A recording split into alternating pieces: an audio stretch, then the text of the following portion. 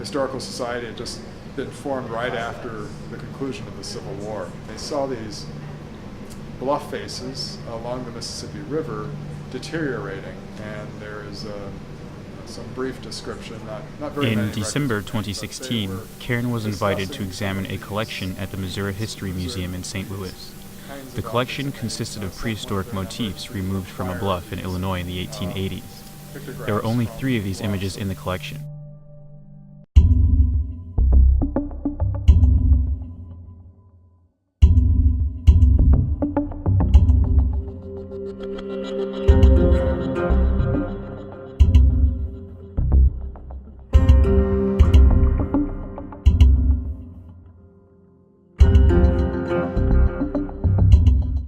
So what we're looking at here today are a number of objects that were acquired early on at the Missouri Historical Society, and some of the people who were running this society at that time were non-professionals. They were not museum professionals. They were amateur archaeologists.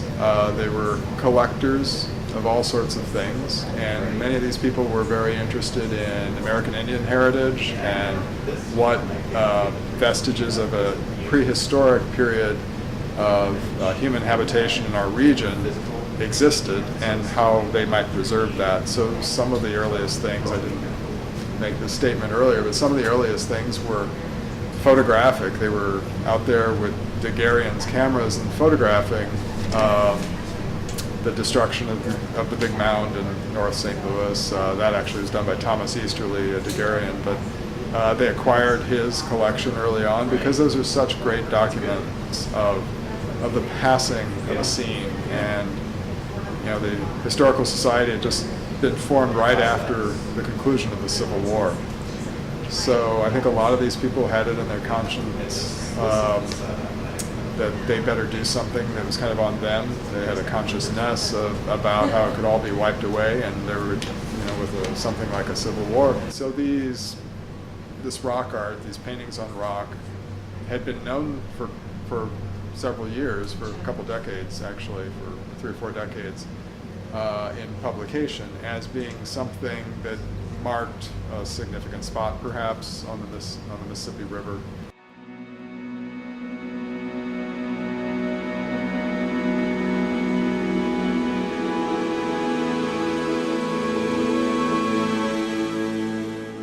CAIRN collected digital photographs, notes, and 3D scans from the examination.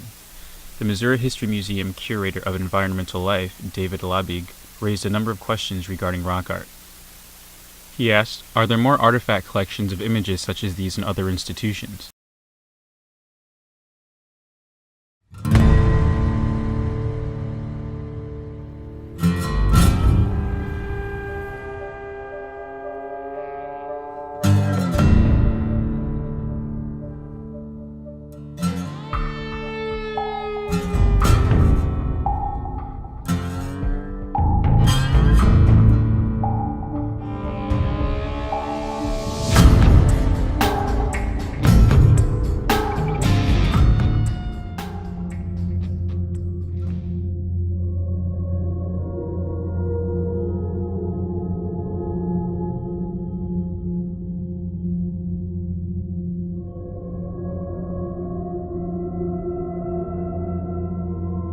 While on an archaeological assessment of a Missouri cave, CAIRN members discussed recording rock art in caves and important observations to look for during documentation.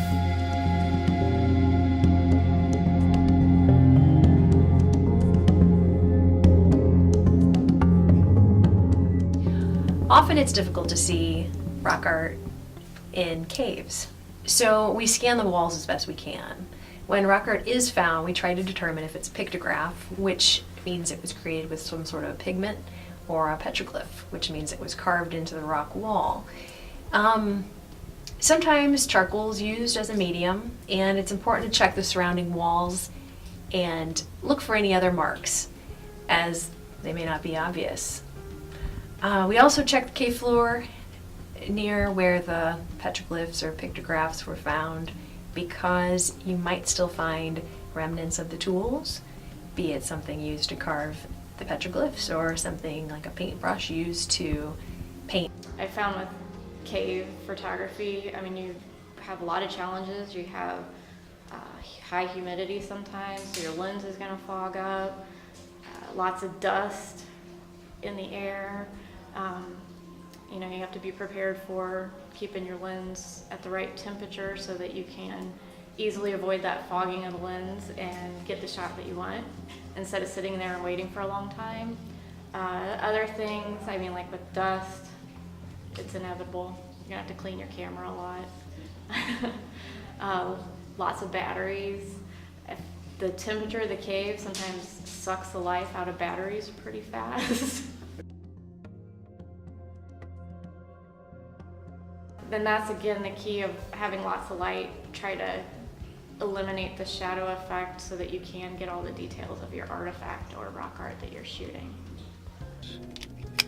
From compromising of about 30 to 40 photographs from multiple angles and rotation around the piece, and then I take all of those photographs and plug them into a program called Remake by AutoCAD, and then that puts it into the cloud. They crunch all the data, and then we get a model sent back to us from all of those photographs combined into one. And then we have a 3D model that has the overlay of the photographs that we can peel away. We can 3D print it in the future if we wanted to, on a larger scale, smaller scale, whatever.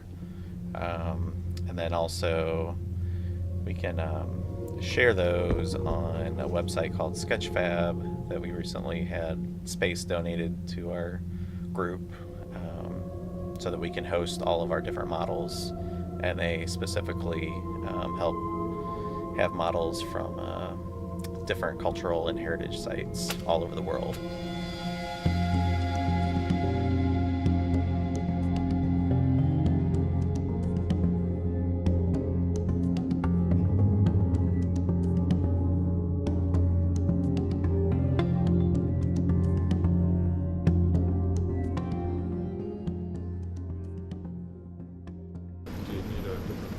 No, that's fine. Blue is good. That is very exciting, even though I can't see the picture. To further explore the concept and many questions with rock art, CAIRN invited an archaeologist, Dr. Diaz Granados, to the Missouri History Museum in St. Louis to meet with David Labig. Yeah, there's supposed to be baby handprints, baby footprints that were Really? cut out of there. Yeah. That is so cool. I'm so excited Happy to day. get to see that. That is so cool. That underwater spirit, that is always associated with water. So sometimes you don't know if things are associated with water, if the water's still there or not.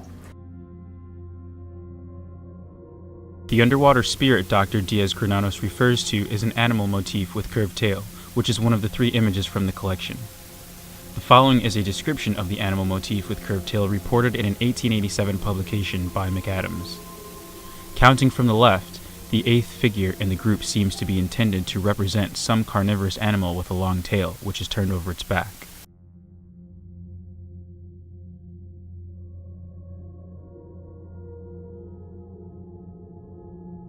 One particular question of interest is if specific images are placed in specific locations, such as caves. From the Robert McCormick Adams book, if they were pictured in a row like that, which we call linear sequential, where it goes in a line in a sequence like that, that's not all that typical. So I'm just wondering if they weren't actually in a straight line like that. He might have just illustrated those like that in the book, that they were in places around the bluff. We call that linear random. Got a name for everything. They go more or less on a bluff. They have to go in some sort of a sequence, so they go more or less on a line, but they're not in a straight line. There's some up here, some down there, but they do that. So those were probably linear random. Great thing about rock art is that unlike ceramic pottery, stone tools, stone statues, which all have a tendency to walk and travel, and the thing about rock art is that it's right where it was created. So whatever ideology, symbolism is reflected in that was being practiced right there, which you can't say about anything else, because we don't know where these other things, we can make educated guesses about where things came from, but it's only the rock art that is in situ or in place. And then that's the good news. The bad news is because it's above ground and visible, it's very vulnerable to both natural elements, storms, freezing, thawing, breakage, acid leaves, and vandalism. People have removed quite a few of the rock art sites in Missouri. They have removed, as evidence from what we just looked at. If you encounter unusual markings on the walls of a cave, please reach out to professionals such as CAIRN, your local grottos, or the State Historic Preservation Office. There are specialists in rock art who have been studying this for years. Their research not only promotes consultation with Native Americans to help document these landmarks, but helps show geographic influence in art. These sites help bridge gaps and questions regarding pre-contact and historic periods. There's a lot of rock art out there yet to be found. Absolutely, no question about it. As we say in rock art research, you don't find what you're not looking for. You have to look for the rock art to find it. You have to look for it.